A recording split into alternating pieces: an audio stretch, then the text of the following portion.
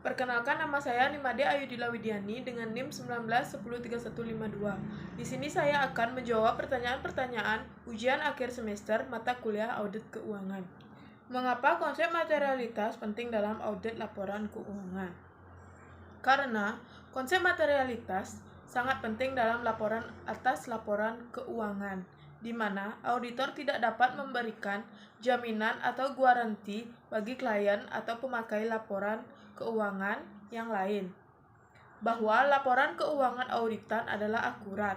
Hal ini karena akan memerlukan waktu dan biaya yang jauh melebihi manfaat yang dihasilkan. Karena dalam audit atas laporan keuangan, auditor memberikan keyakinan sebagai berikut. Yang pertama, bahwa jumlah-jumlah yang disajikan dalam laporan keuangan beserta pengungkapannya telah dicatat, diringkas, digolongkan, dan dikomplikasi.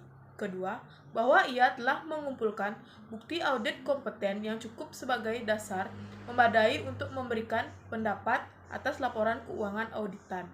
Yang ketiga, dalam bentuk pendapat atau memberikan informasi dalam hal terdapat perkecualian bahwa laporan keuangan sebagai keseluruhan disajikan secara wajar dan tidak terdapat salah saji material karena kekeliruan dan kecurangan. Ada dua konsep yang melandasi keyakinan yang diberikan oleh auditor. Yang pertama, konsep materialitas menunjukkan seberapa besar salah saji yang dapat diterima oleh auditor agar pemakai laporan keuangan tidak terpengaruh oleh salah saji tersebut.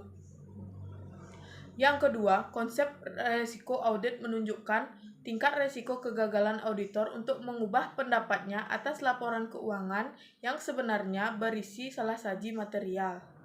Jelaskan apa yang Anda ketahui tentang fraud dalam sebuah perusahaan. Dan apa hubungan fraud dengan tingkat materialitas pemeriksaan auditor. Fraud dalam perusahaan merupakan perbuatan kecurangan disengaja yang didasari ketidakjujuran yang bisa dilakukan oleh seseorang, baik karyawan maupun pimpinan, yang berakibat merugikan perusahaan, baik secara finansial maupun non-finansial. Kerugian perusahaan karena fraud ini pada akhirnya dapat menyebabkan kebangkrutan. Hubungannya adalah seorang auditor mempunyai tanggung jawab untuk memeriksa dan mendeteksi fraud untuk menemukan tingkat materialitas laporan keuangan, di mana tingkat materialitas pemeriksaan auditor dapat mendeteksi tingkat fraud yang ada.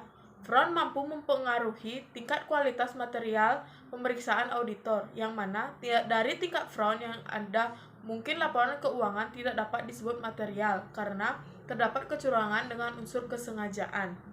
Nomor 3. Jelaskan apa yang Anda ketahui tentang bukti audit dan berikan jenis dan contoh dari masing-masing bukti audit yang ada.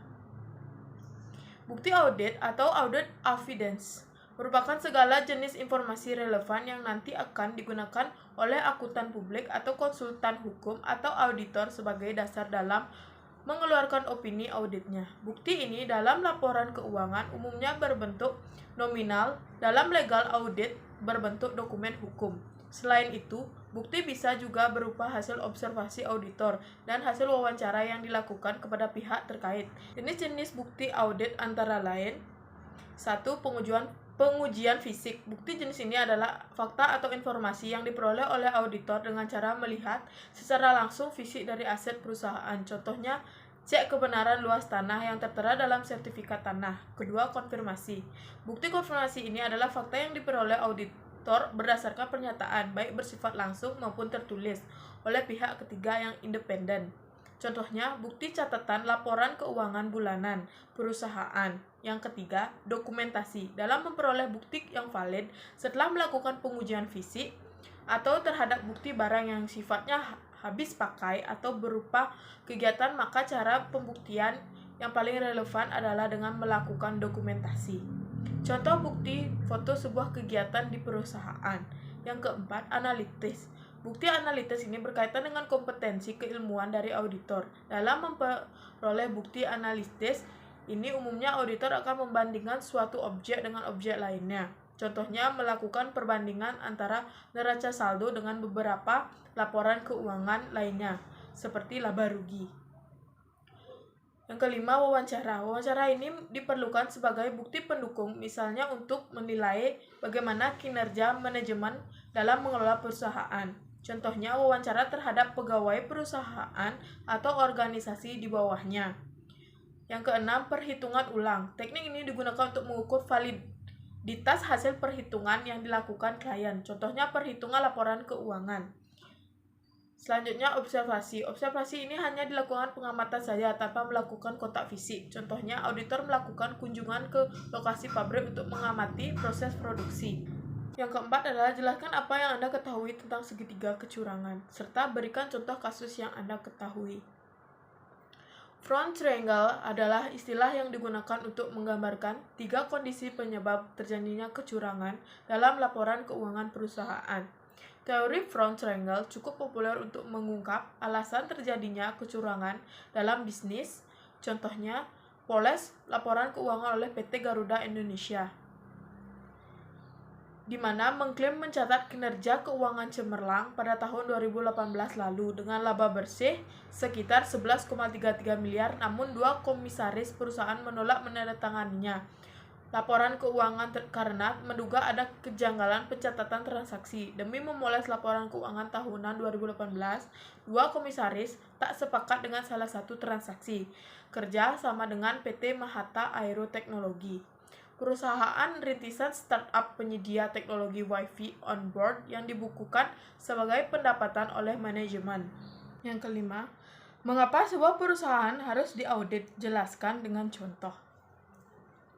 Karena kegiatan audit ini dilakukan untuk melihat kesesuaian yang ada di perusahaan dengan apa yang sudah dilaksanakan. Tentu saja keberadaan dari kegiatan audit ini sangat penting. Itulah yang membuat semakin banyak perusahaan yang sadar untuk melakukan kegiatan tersebut. Tentu saja melakukan proses audit ini tidak bisa sembarangan. Sebelum dilakukan proses audit, tentu saja semua hal harus dipersiapkan sebaik mungkin. Pasalnya, jika proses audit ditemukan hal yang fatal, maka perusahaan tersebut tidak akan mendapatkan sertifikasi. Itulah yang membuat proses audit menjadi penting untuk diperhatikan. Contohnya sekarang LPD Payangan yang dana deposito nasabahnya lenyap, maka dari pihak internal melakukan audit untuk mengetahui kemana lenyapnya uang deposito tersebut. Dan audit di sini bertujuan juga agar kasus ini jelas siapa yang melakukan kecurangan di dalam LPD tersebut. Sekian jawaban dari saya, terima kasih.